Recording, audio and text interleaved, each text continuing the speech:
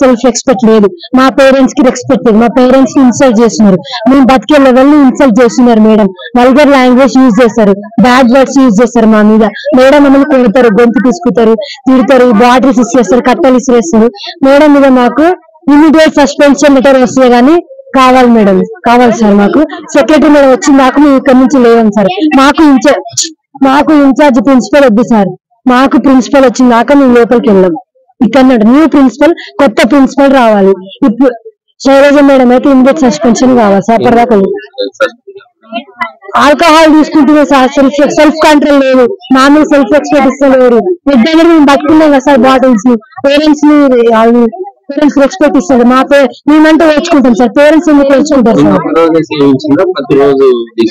ప్రతిరోజు అందరి మీద ఫస్ట్ ఇయర్ నుంచి సార్ ఫైన్ చేస్తారు.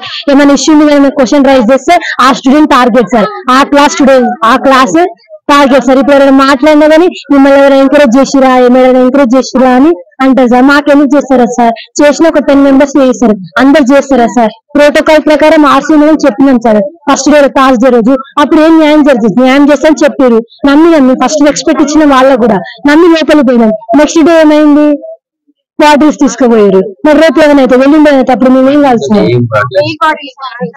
ఆల్కహాల్ సార్ 500 ఒకటి, బెడ్వైజర్ ఉంది సార్, బెడ్వైజర్ ఉంది సార్. ఆ కింగ్ ఫిషర్స్ 4 బాటిల్స్ ఉన్నాయి సార్. సెక్రటరీ మేము వచ్చిన దాకా ఇక్కడ నుంచి లేవు. మాకు immediate suspension of principal, we need that. Till that time we never end this turn.